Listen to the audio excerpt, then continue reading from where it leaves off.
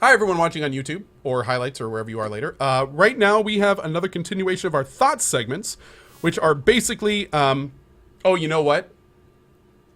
You know what? We're going to do this a little bit differently.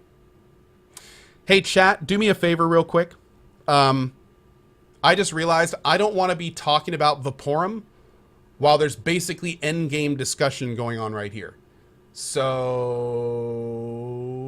I don't know how I'm going to do this.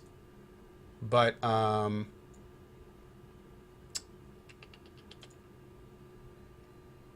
we can go with this. Okay. So, hi, everyone. We'll start right here. Hi, guys. My name is Cohh, and I'm here with a quick thoughts video on a game called Vaporum, which is a game that I actually just finished. It took me just about 13 or 14 hours, and I have to say, it was very enjoyable. I had a good time. So, Vaporum is an old-school, tile-based RPG game, very similar to Legends of Grimrock or the old school Eye of the Beholder, Might and Magic, those types of games. It is a single-player adventure with one character, full inventory, full stat system, leveling system, lots of lore, a very fun environment, and overall an enjoyable experience. For the price, I would recommend Vaporum if you're into old school games.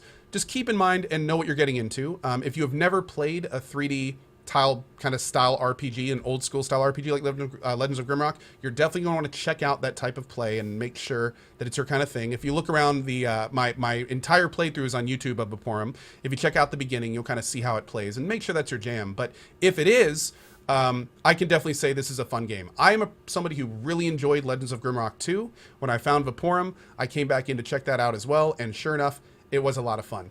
The game itself, graphics are gorgeous. Mechanics are good. The leveling system was fun. The item progression is a little bit linear. You do pretty much just get like slightly more powerful items the whole game, and then there's usually like a normal version and a rare version of that tier. There are different types of classes, so you can do like a melee playthrough or a gadget playthrough, which is kind of like a caster. You can also do like dual wielding, melee or weapons or firearms in the game. And really, again, because of the style and genre of the game, the gameplay and the world and everything is fun. And I do want to stress that I had a good time. However, one thing that I do think is important to mention is the story and setting of this game is an amalgamation of classics. Very similar to the gameplay, which is something you've probably done before, but is always fun to do again. I feel the same way about the story. The story and the world in this game is basically a combination of BioShock, Dead Space, and a little bit of Prey.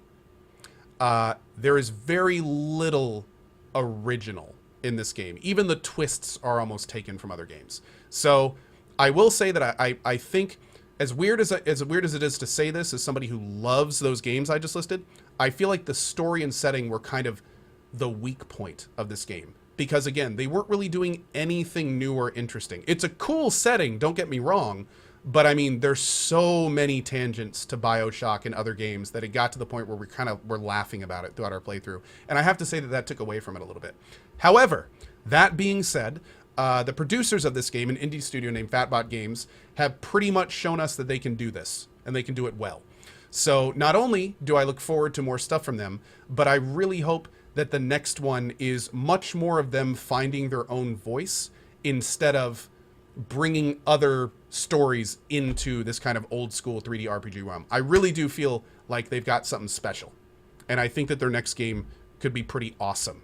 But I will say that I hope their next product is a little bit more unique, something that I could come away from and be like, that was a cool story. I can't really do that with this one, just because again, I feel like it was a story I've read before, you know? So overall, I recommend the game. It was a lot of fun. I had a good time playing it. And if you are an old school RPG fan, I think it's an excellent addition to your library, and I think you'll have fun playing it.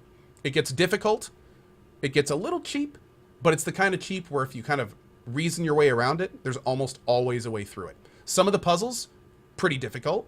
Some of the puzzles, not so intuitive. Some of the puzzles, very intuitive, especially after you solve them. So, yeah, it's a good mix. It's a good mix.